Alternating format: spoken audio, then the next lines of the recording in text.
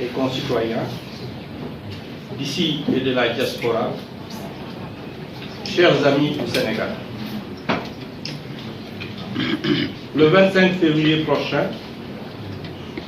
le peuple souverain aura la lourde mais exaltante mission de faire son choix sur celle ou celui d'entre nous qui devra être chargé d'exercer les plus hautes fonctions de président de la République, et cela 5 années durant.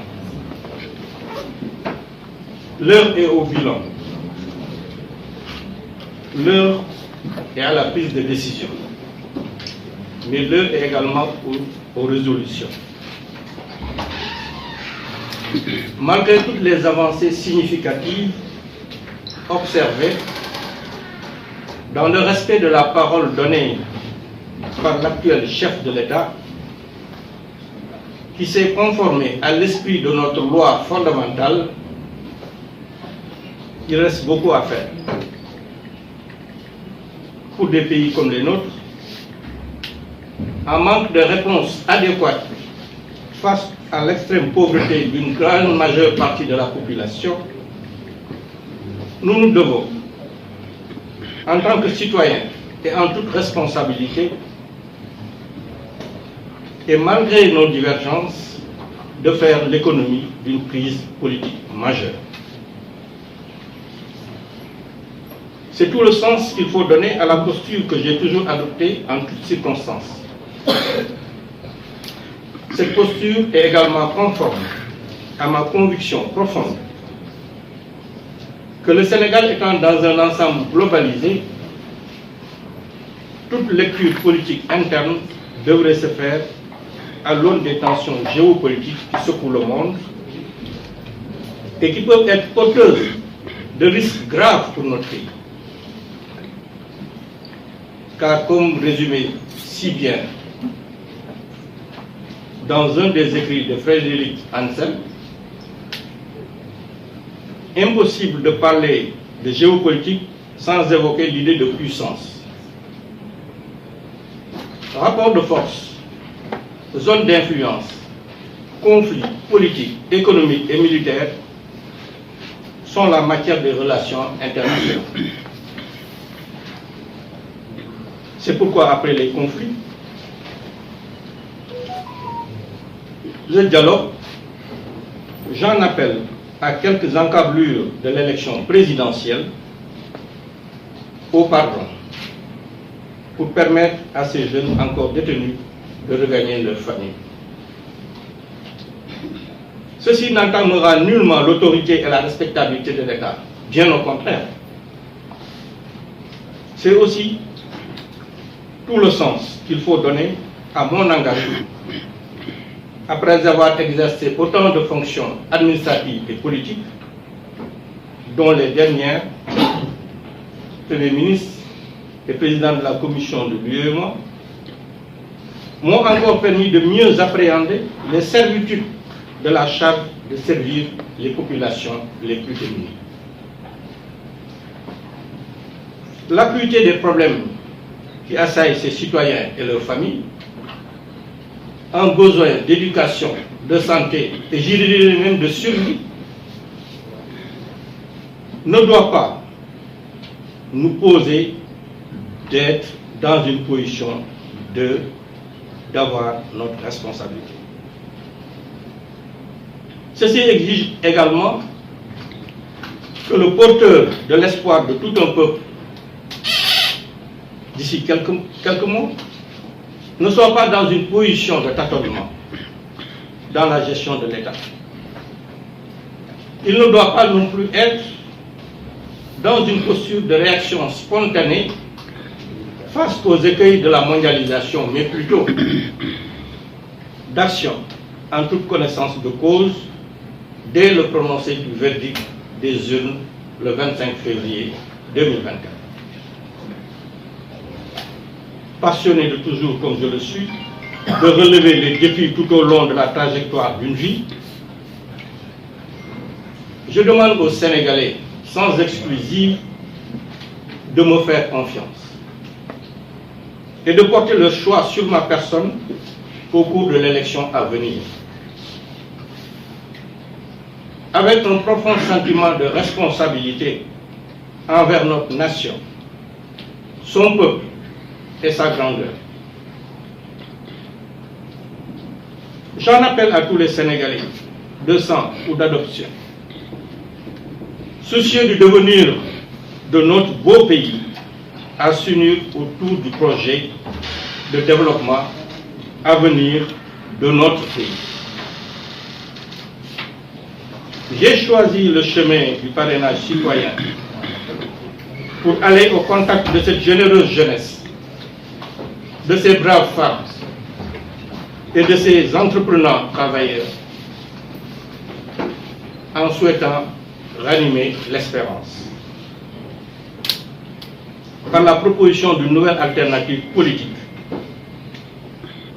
je dirais même d'une nouvelle offre politique, qui ne sera pas illisible à cause de la ruse sinécure.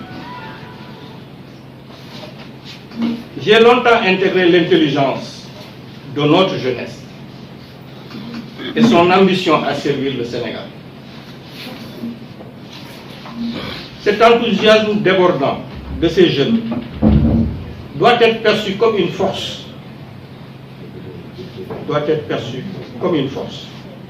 mais comme une force de proposition et non une faiblesse, et accompagné par le président que je serai.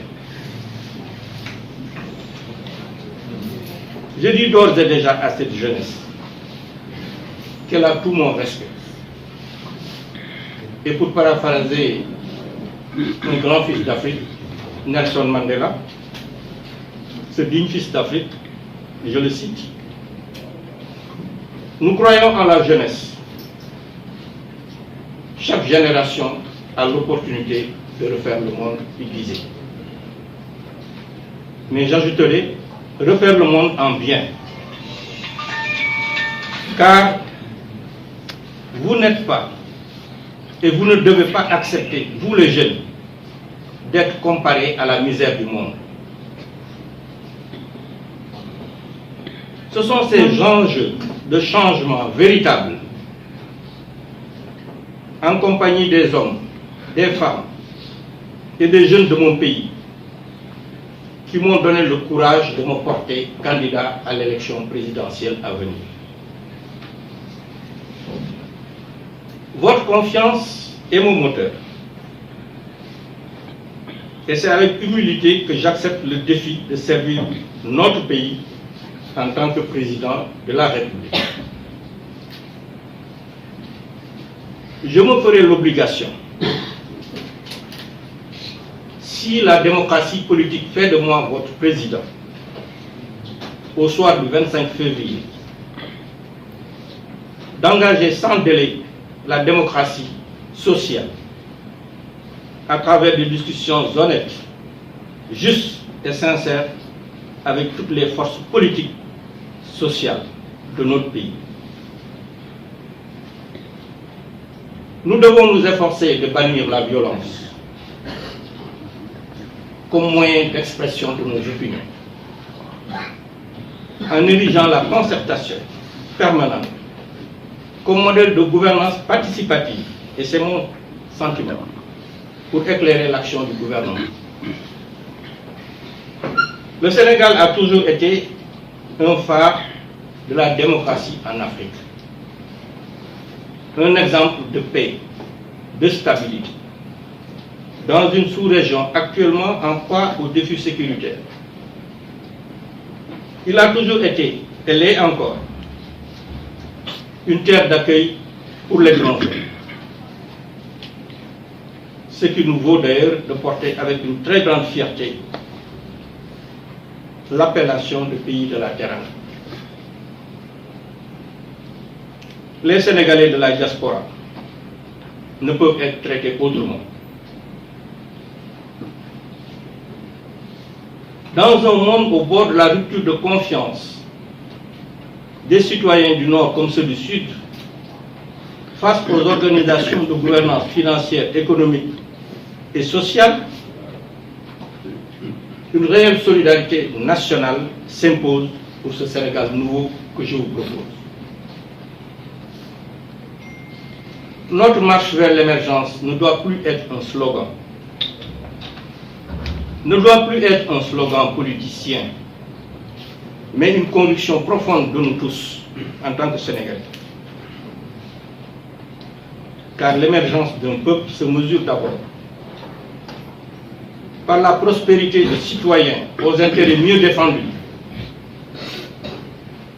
par une répartition plus équitable de sa richesse, dont les plus grands bénéficiaires sont des femmes et des jeunes bien formés et en bonne santé pour faire face au choc et à la résilience. Par un environnement sain avec des infrastructures sociales solides, permettant au secteur privé, notre secteur privé, d'avoir des gains de compétitivité incontestables, inestimables en ce XXIe siècle. Le monde est à un tournant décisif de son évolution. Je dis bien le monde. De son évolution, de son histoire. Et le Sénégal ne peut y échapper. L'équité, la prospérité et la justice seront les piliers fondamentaux qui guideront notre marche vers ce Sénégal nouveau que je vous propose. C'est pourquoi, si nous voulons éviter le choc des déséquilibres entretenus, le choc des cultures, le choc des civilisations, nous n'avons d'autre choix que de bâtir ensemble un monde plus humain, mais en respectant nos différences. La couleur importe peu.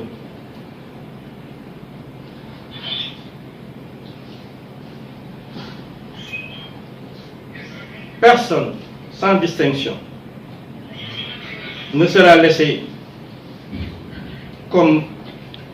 ne sera laissé pour compte. J'y veillerai personnellement. J'y veillerai personnellement car je serai le président de tous les Sénégalais. Mais cela ne peut se faire que si nous travaillons ensemble, en mettant de côté nos divergences pour le bien commun. Mettre de côté nos divergences pour le bien commun que nous avons, le Sénégal. Je vous invite à vous joindre à moi et mon équipe, à travailler à un Sénégal fort mais uni. Je suis le candidat de l'espérance. Quand je parle d'espérance, c'est espérance traduite comme une confiance pure et désintéressée en l'avenir. Je suis votre candidat. Que Dieu bénisse le Sénégal, ses enfants et ses amis.